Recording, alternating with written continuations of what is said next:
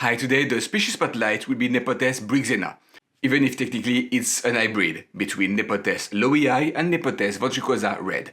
But let's jump in.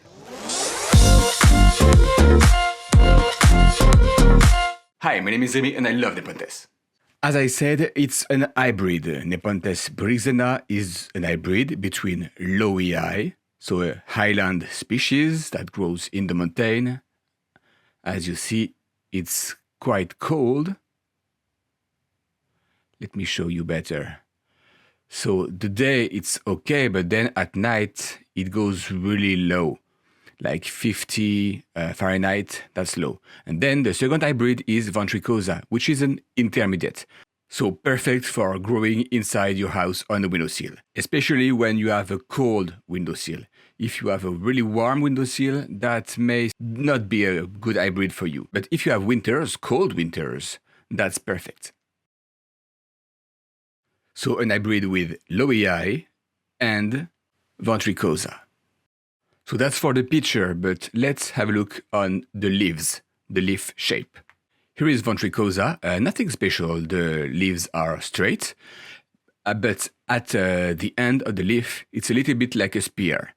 So keep that in mind. Now let's see lowii.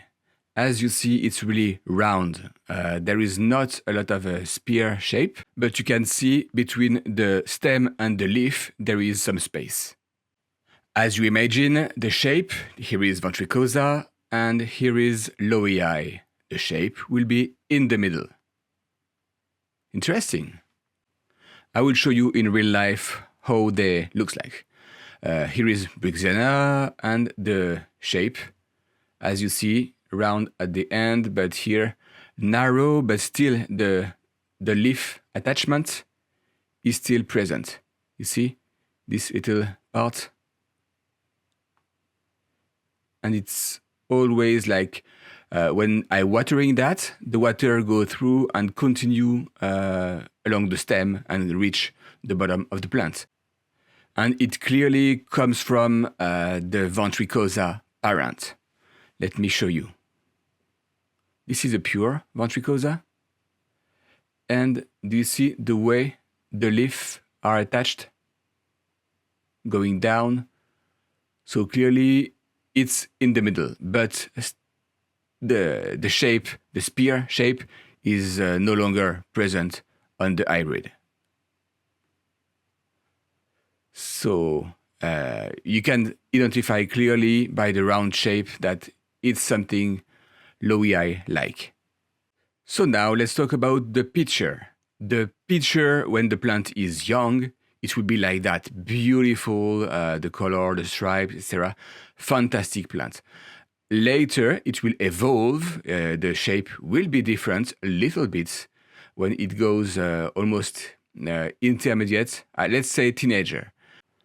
And it won't stay teenager for a long time. It's a fast-growing plant, definitely worth trying for me because my nights are colder.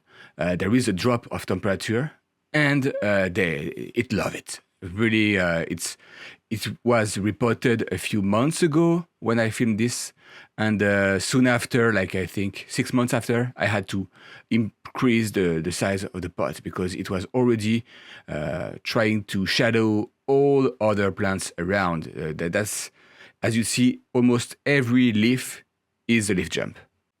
Now, let me show you how the plant evolved in 2 years. Since a few months, it's been doing only intermediate picture. Let me show you. So that's those kinds of pictures. It's beautiful.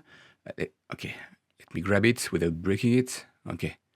So as you see, the color inside the picture is beautiful, a white peristome. There is some hairs under the lid.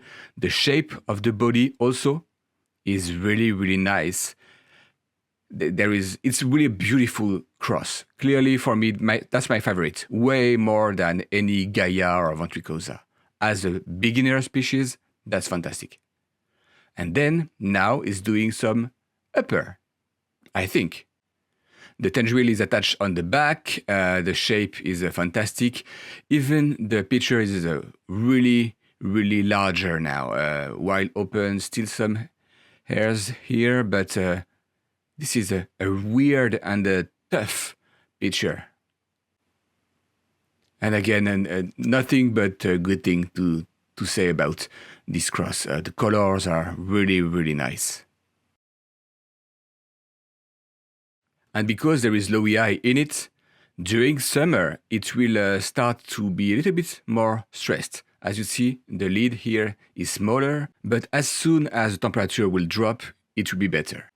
Another pros of this cross is its capacity to make a lot of basal shoot. This is the main vine, and there is at least 4 basals going out of it. So I could literally buy 1 plant, sell 4, etc. So that's very, very a cool plant to multiply.